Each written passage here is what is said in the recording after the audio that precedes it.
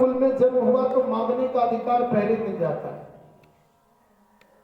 और ये रघुवंशियों का गांव है, तो भाई रघुवंशियों का गांव है, आप कैसे हो आप जानो, लेकिन हमारी सरकार तो सीधा सा कहा कि नेहो दिनकर वंश उदारा।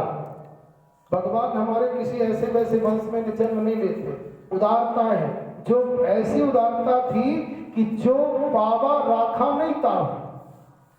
जब भगवान का जन्म हुआ तो खूब बधाई बची, और बधाई बची तो जिसको मिलता वही बधाई बांटता, महाराज कोई घर नहीं ले जाता। तो मैंने कहा रघुवंशियों का गांव है, यजमान भी हमारे रघुवीर नाम है। मैंने कहा क्या बढ़िया संयोग है। मैंने बच्ची से कहा तुम बिल्कुल चिंता नहीं करो, तुम लोग समय निकाल के पहुंच जाना, मैं आ जाऊंगा। संयोग से व्यवस्था बढ़िया हो गई, कथा शुरू हो गई। अब कोई कमी है कथा में क्या भाई? चाहे आप 10 लाख खर्चा करो, चाहे 50 लाख खर्चा करो, व्यवस्था इतनी होती है, सिर्फ टेंट साउंड अलग लग जाता है। तो जीव अपने किए से ही मुक्ति, सद्गति और दुर्गति को प्राप्त होता है। जो लौकिक संबंध है वो जीव को बांधते हैं, परमात्मा जीव को मुक्त करते हैं। विदुर ने कहा कि भाई जितना ही अपने जनों से दूर मृत्यु को प्राप्त हो वही भाग्यशाली है।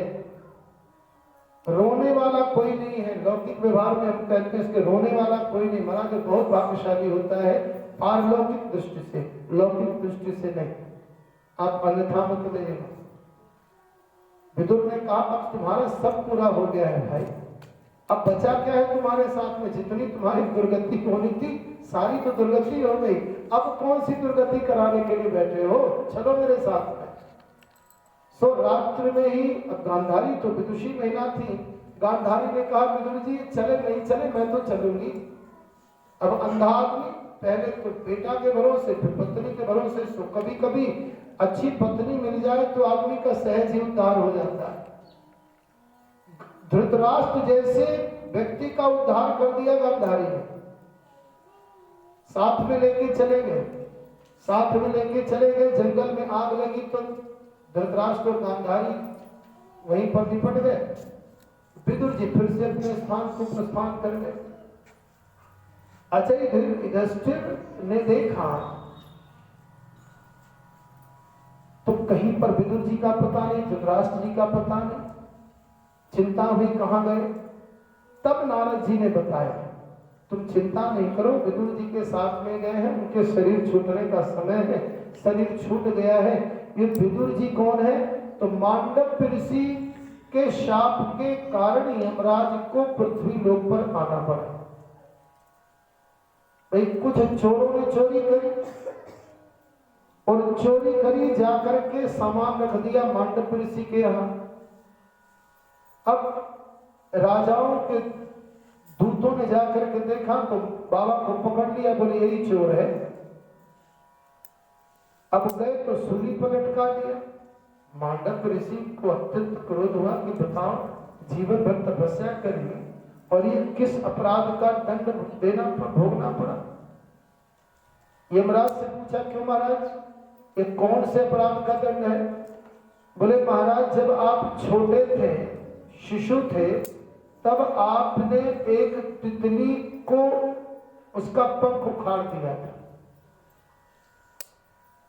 मांडव्य ने कहा अच्छा, एक बालक अपराध करे तो उसको इतना बड़ा दंड, ये तुम्हारा न्याय है? अरे बालक के अंदर कोई विवेक होता है क्या? बालक तो खेल करता है, क्रीड़ा करता है। इसीलिए कई बार बोलते हैं भगवान का स्वभाव बालकों जैसा है। भगवान तो क्रीड़ा करते हैं, अब दुख किसी को हो, सुख किसी को हो, उसके कर्मों का फल है। मांडव्य ऋषि ने कहा ये तुम्हारा न्याय ठीक नहीं है, तुमको जाकर के पृथ्वी पर भोगना पड़ेगा। और वही यमराज आकर के जन्म लेते हैं महाराज विदुर के रूप में। न्याय के देवता है। चिंता नहीं करो, नारद जी ने समझाया। अब इधर युधिष्ठिर जी को अपशकुन होने लगा। अब शकुन होने लगा तो चिंता हुई, क्या दशा है, क्या कारण है, आखिर अपशकुन क्यों हो रहे हैं। अर्जुन को कहा, अर्जुन